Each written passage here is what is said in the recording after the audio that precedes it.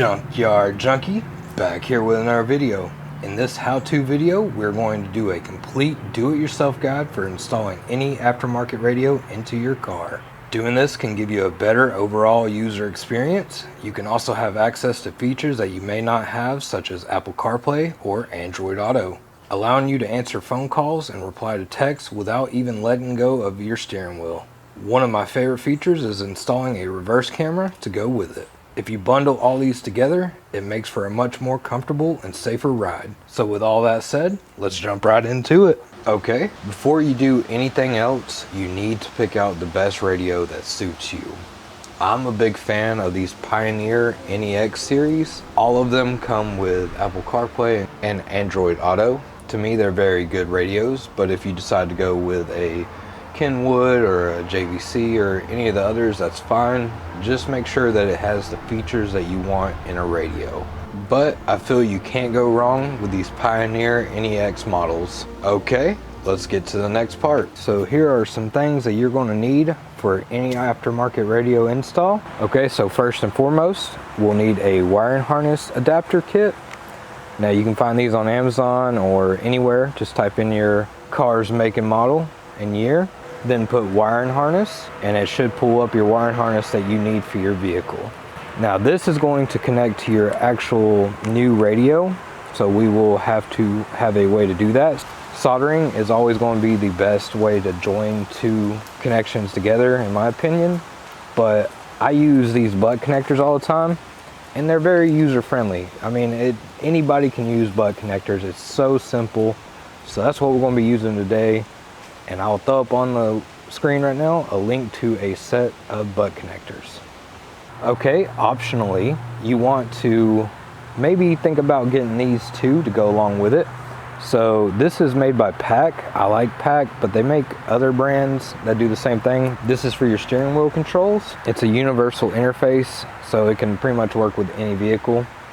The other thing you might want to consider is if you get one of the cheaper NEX models, because I believe only the really expensive ones at this current time come with the Bluetooth built in for Apple CarPlay. You can get this right here. This is a kit made by Carlin Kit, C-A-R-L-I-N Kit. This works great for turning your radio that has Apple CarPlay, but you have to connect it via USB into a wireless Apple CarPlay kit. So that way you don't ever have to hook it up unless you just want to charge your phone. One more thing that you'll need is this double DIN dash kit. If you get a smaller radio like the one on the screen now, then you'll need a single DIN. But if you get the bigger radios like the one we're installing today, you need a double DIN dash kit. This will allow you to mount up your new radio just like your old one. So it will fit up the same way. So let's go ahead and put that on now. And inside you have 4 screws to attach it to the radio. You have your side pieces and your front plate. So for pretty much any kit you do get, they pretty much always go together, just snap together or slide. It'll slide in, and there will always be a left and a right. So this is our right, and then we have L for left. Okay, so you want to find your left and your right. We're just going to put them on just like this. So you just slide it over this, and it will turn into place like that. Same with this. There we go. So now we can attach our radio to here, and then we can use our 4 mounting brackets. But like I said, most of them, they actually have notches right here and here for you to like slide them in. That's more common than this one, even though this one was really easy. Okay, so now we're just going to take our radio, slide this over it, and you see how it gives it this nice look. Now we just got to mount it up to the sides. So we'll turn it on its side. For these supplied screws, they are a 1/4 inch. Now you just want to line it up. There's a bunch of places on here where bolts can line up. They do that so for different, models of stereo and all that. But if we push back, we can find that we got one back here and one right here that we can go into. You just want to snug them down. Don't go crazy with them. Now we'll just do the same thing on the other side. So once again, just line up and find your holes. Once again, just snug it, don't tighten it.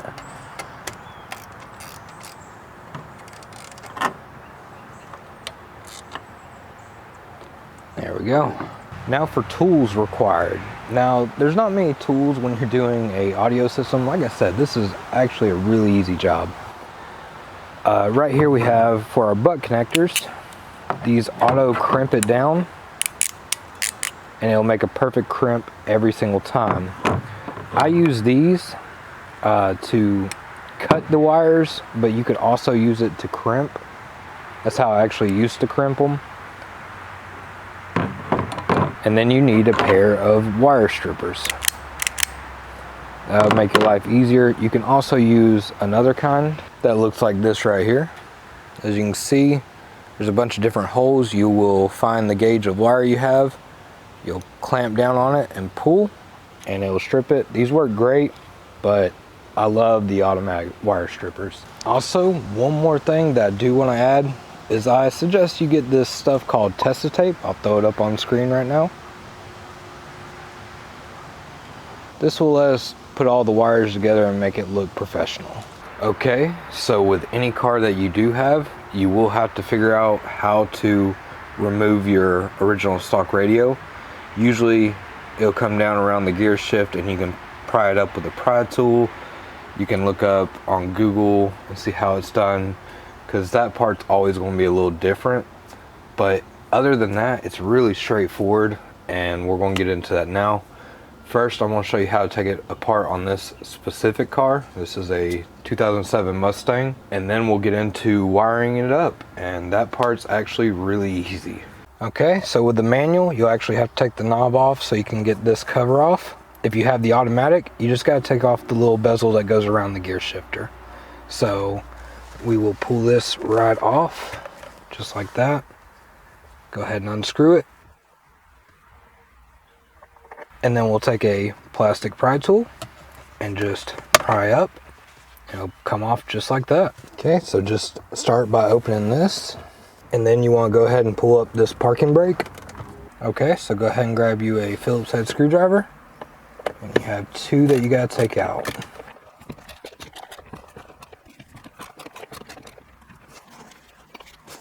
One.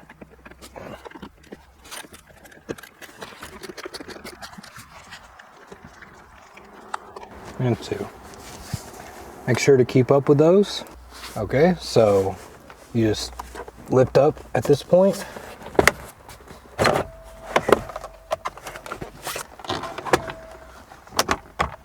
And just pull it away.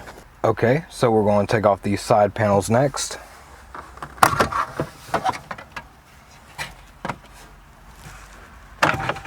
Okay, so you just reach behind here and pull back, and it will come right off. Now let's do that on the passenger side. Okay, so just like the other side, just reach down here, grab and pull towards you. Now come right off. Okay, up next we have 6 7mm bolts to take out.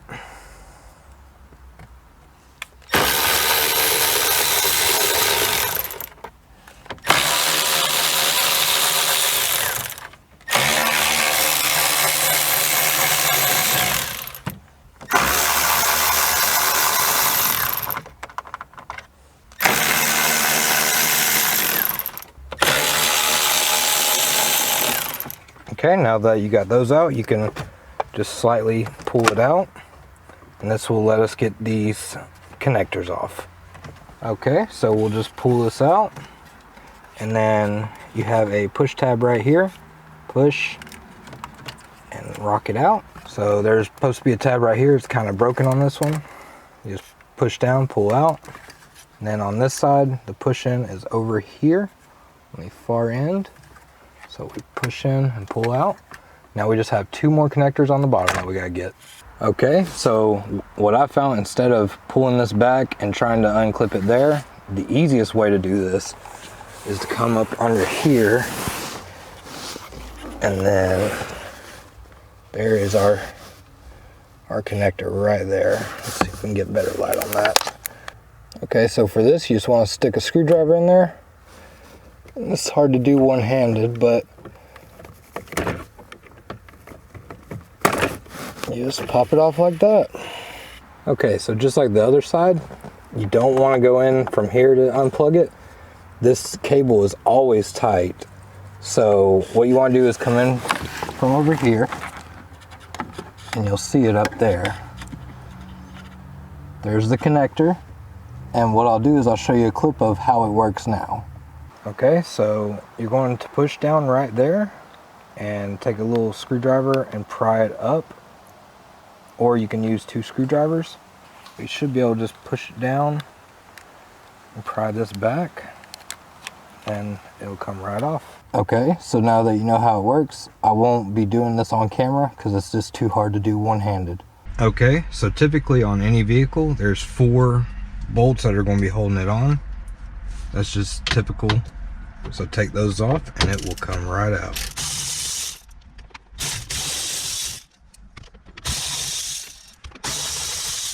Okay, so with those removed, we should be able to just rock it loose. There we go.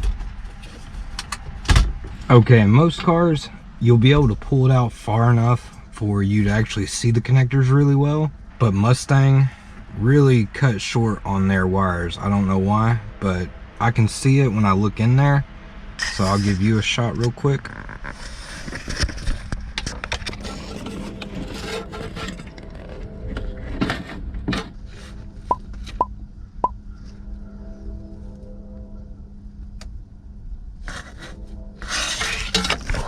So we'll just reach back there and we'll disconnect them. They're just push tabs. You just push in, pull out, push in, pull out. Okay, so remove the antenna, then we can move it out of the way. This is what the connectors look like. So as you can see, you just push down, pull out, push down, pull out, push down, pull out, and then this whole thing comes out. Usually you will not see the antenna wire have this black piece. Usually it will look like this on screen, but in this particular case, that's what it looks like. And this is pretty standard for pretty much any vehicle. They usually always have connectors like this. Usually there only be about 2 in the antenna. Once you pull out your radio, you'll be able to see it a whole lot better. Okay, as you can see, I have the mic hooked up right there. And then I just ran it over to here and zip tied the remaining stragglies. So now we're ready to hook up our mic to our radio. Now with this antenna, we will have to use an adapter. So I'll put that up on screen right now to an AutoZone part that will fit it. You can get it anywhere as long as it fits it. Most cars will have a regular antenna that will look just like this, and it will plug into any aftermarket radio except for like Kenwood. Also, so some cars antenna actually plugs into their radio. If yours plugs into your radio and you don't have one like this, then you'll have to get an adapter like this one where it will plug into your radio and this will go to the wiring harness. Okay, for this particular Mustang, this is the adapter and what it looks like for the antenna. Like I said, this isn't very common. Okay, so first thing I want to tell you about these Pioneer head units is this is supposed to go to your parking brake, this green wire. It'll be longer than the rest. Always ground it to one of these bolts on the side of it. That way I can access any menu anytime. That way I don't have to just pull up the e-brake to get it to work. And then that purple tag you see there, that is for the reverse camera input signal. That way it knows when to switch to your reverse camera. Now I did a whole how-to on reverse cameras, installing it. That'll be up there in the corner. Just click on that and go to that video and see how we did it. But other than that, let's get to it. Okay, so once you strip all these wires, and stripping these wires is really easy. They really come pre-stripped most of the time, but you'll just stick it in there, and there we go. At this point, other than this long green wire, you're going to color code match it with these. If you have any left over, you'll tape them up. And this is what I like to do with these crimpers right here. I like to stick them in there and get it ready. And say we'll take this aqua green with a black stripe. Usually you will have a color and then a color with a black stripe. Stick it in, go ahead and crimp it. So that's good. You can give it a little pull test just to make sure. And then we'll do the exact same thing on this other side. So we'll find the green with a black stripe. And all of these are pre-cut pretty long, so I may trim that down. We'll stick it in there. There we go. Now we made a good connection. Now you're just going to do that for the rest of them. And don't forget, if you're using a steering wheel control module, you want to figure out which wires you need. Like for this install, we'll need the white with black. We'll need the regular white, the red, and the yellow, and the black. So all of these right here, we can just kind of tuck down and we'll tape them off. Okay, and for the steering wheel control modules, to get your steering wheel controls working, I'm going to make a whole video on it. If you click right up there, you should see the video I made on how to do these. I won't be covering it in this video. Okay, now I'm gonna go ahead and crimp all these wires together and then we'll come back. If you're following along with your Mustang, the only ones you don't want to crimp right now is the yellow, the red, and the black. And here's the wires we got left over. We got two black that we got to hook up for the steering wheel, a yellow, red, and the white with the black and white. Okay, so if we look here, we made all the connections that we have. We have a few extra wires. We can cut them off a little shorter, tape them up. That way we don't have to worry about them. Now, this ground wire that I was telling you about that goes to your parking brake, I'll show you that in a minute, how to attach it to your radio so it works. That way you can have all your functions, because if you don't plug this up to a parking brake, or like I'm doing here, then you will not be able to mess with certain settings like connecting a phone. Now then, for our steering wheel controls, we're going to hook those up now. So if you're following along from the Mustang steering wheel video, this is the part that you'll need the most. And also we have our reverse signal that we will put in whenever we put it in the car. Okay, so we're going to take all of our blacks first. So find our black on here. What we're going to do is we're going to twist these together. All of these are our grounds. All right, once you got it twisted, put your butt connector on, just like that. Now we're going to take these two black and put them on the other side. Once you do this, you definitely want to do a pull test here. Make sure everything's tight, which it is. Okay, so now we're going to hook up our red with our red from our stereo connector. And it's going to connect to, would you guess it, the red on the harness adapter. So once again, just take these two and just spin them together.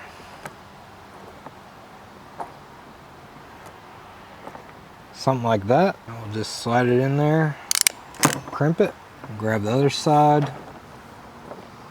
If you have frayed little ends, you want to just twist them together, make sure they all go in there and make good contact.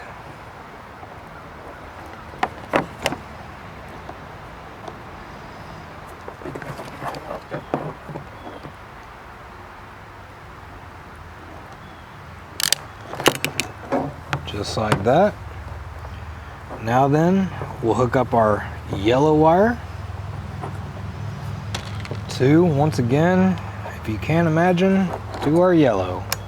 Okay, so I actually forgot to hook up one of the yellow wires because there's going to be three.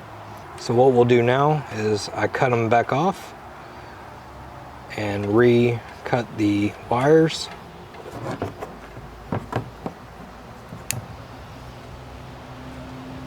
Go ahead and run that in there. And then we'll run our other yellow wire right into there. Just like that. Our white wire will go to our purple one that we made for the steering wheel. And then the white with black will go to our yellow that we made with the steering wheel. Okay, so anytime you're messing with a radio, you want to know where the plug-ins go. So our main plug-in will go right here by this 10 amp fuse. And then right down here, you'll see it says mic. So this is where you plug in your mic. And then beside it, you'll see it says WR. That's your steering wheel controls. That's where they plug into. You can also plug in an aux to run that out. We won't be doing that today. Then you have all these video feeds that you can use. Your antenna hole. And this is where we'll be plugging up our reverse camera. Now then, this is where the test tape comes in handy, because we want to go ahead and cover all these and make it look nice and neat. So any of them that we're done with, we'll go ahead and wrap up.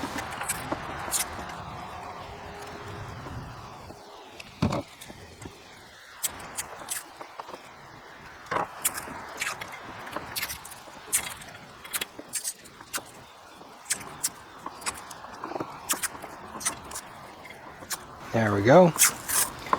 So then you just want to do that, and that makes it look so much better. So now then we're just going to plug up our main harness just like that, and we're going to go put this in the car.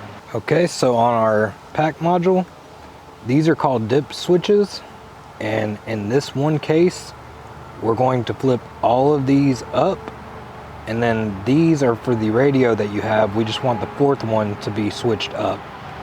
So remember to follow my other full guide for that. But for people doing the Mustang wheel, once again, this is how you do it if you're using a Pioneer. So we'll just switch all of these up. Then we will switch up just that one. Just like that. Also, I went ahead and put connectors onto the two whites that go to our purple and yellow wire and to our reverse trigger. But now is a good time to go ahead and install this. So all this thing comes with is this and a little wire. So we're going to hook the wire up. And now this USB will go to where our USB slot is. Now what I do is I get 3M tape and I'll stick it on here and stick it to the top. You can also run a USB wire out to still have a wired connection for Apple CarPlay or Android Auto. So I'll just take my double-sided tape, stick it on there, and we'll just stick it right there. Now we're good to go.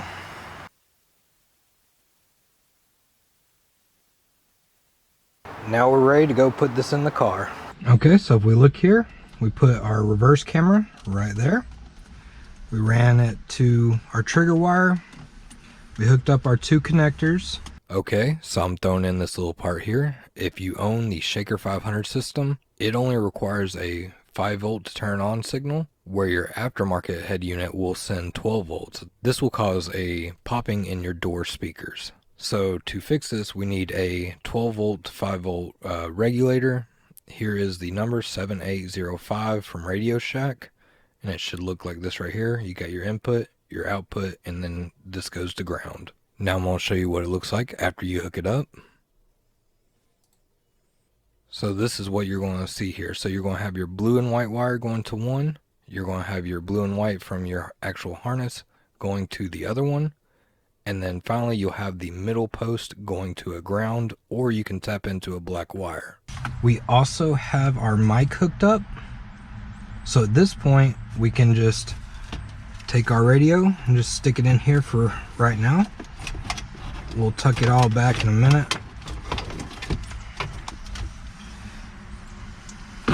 Okay, so if you look here, we have the red wire, which is our yellow wire, going to just the plain white wire. We have the black wire going to the white and black wire. Our black wire is the purple wire, and I just butt connected it up and it's working good. And we want to get this ready to program as well. So at this point, go ahead and turn your car on. You'll see it light up red. First, we want to go ahead and set up our radio. So English, okay. We don't want to do this right now, so we'll hit back. That was your Bluetooth Apple CarPlay. Whenever you do this with a normal car and normal setup, you flip them dip switches a certain way and it's actually already programmed. You can reprogram it if you didn't like how they program it, and this is how we reprogram it essentially. So you turn the ignition switch on, it'll turn red, and then we will press and hold the programming button on the side and the LED will illuminate green. Then we release, and then within 7 seconds, press the button that is to be learned on the steering wheel. The LED will turn red when the steering wheel button is pressed. At that point, you have two options. You can either short press it and it will go from red to green, or you can hold it down and it will go from red to amber, and then when you let off, it will go to green. And now we just follow this chart. I will put it up on the screen. We're using a Pioneer, so here we go. Here's our programming button. We hold this down, turns green. So volume up, volume down, then we want mute, and then we want preset up, preset down, and then we want source, and then we want track up, track down. We don't have band, so we skip it. Phone call, so our phone menu, we'll skip it. Answer call will be this, but a long hold. And then to end call, we just hit that. Okay, so we have Apple CarPlay booted up right now, and as you can see, I can turn the volume up, turn the volume down, and I'm gonna get a test call right now so you can see what that's like. So as you can see, if I press the answer button, or what I put as the answer button, it will come up just like that, and it is working on the other side. I already checked the mic. Now to end the call, all I gotta do is press this button, and as you can see, it worked exactly like it should. Now if we're on the radio, so let me go back, go to radio. If we do a short press on here, it'll go between our presets. So short press goes between each of the presets. None of them I've set yet. And we can use back. Back works just fine. I set up the music icon to be the source. So you hit it and it changes to CD, Bluetooth, Pandora, Spotify, and aux and all that. Long hold up, it'll go up one. If I hold up again, it'll go up another. If I hold down, it'll go down. Hold down again, and as you can see, everything works great. Okay, if we take it and put it in reverse, our reverse camera comes on. If we take it out, it goes away. Okay, so I had put these 4 bolts that hold it up here into where they went just to keep up with them. So we'll just go ahead and put it back up there, and as you can see, this aftermarket double din kit lines up perfectly. So we'll get one started over there, and we'll get one started over here. There we go. Now we're going to get our electric ratchet and run them in. Okay, so we'll just go ahead and snug these up. They're 7mm.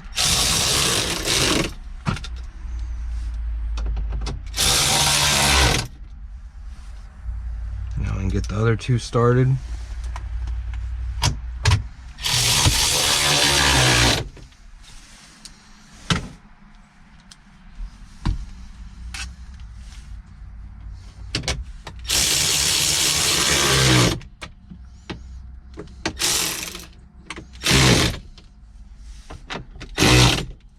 Now all of that's plastic, so once again, just run it down or ratchet it down till it stops and you're good. Now at this point, I would go ahead and just double check everything working, because usually nothing will happen, but there's always that chance. And now that it's secured, if it works right now, we can put everything back together and we're good to go. So everything still works, so we're good to go. Okay, so we did add this USB to our 12 volt outlet, or where it was. And it's got two cables, one's for charging, one's for data. So one would power your Apple CarPlay. And all we want to do is connect this end to our wireless receiver here. There we go. So now we're just going to tuck this wire right into there. We can just put this right back on. Remember to hook up our wires. So we'll just hook these back up. We'll leave our 12 volt unhooked, and we'll just grab our last one and hook it right back up. There we go. That looks really good. So now all we need to do now is just add all of these bolts back.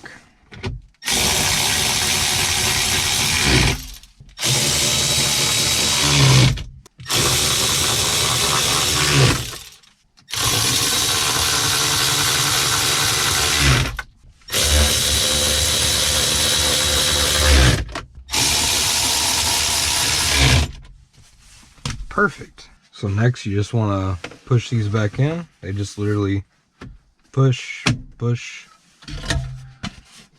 Same thing with this side. Just get it lined up.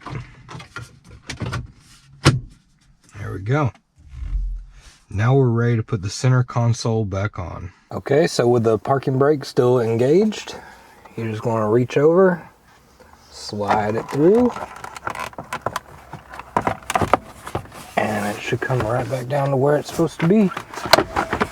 Just like that. Now we'll put our two screws in. Okay, so now we just put our Phillips head back in.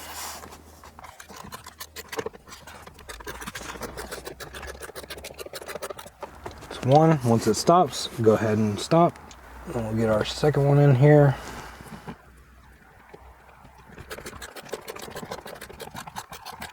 And then you're just going to close it back up. Okay, so now we're just going to put this right back on. If you got the automatic, just put your little bezel back on.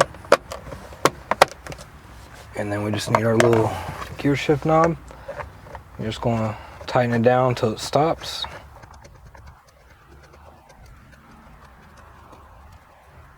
Then line it up how we want it. And then finally, we're just going to put this boot right back over this. There we go.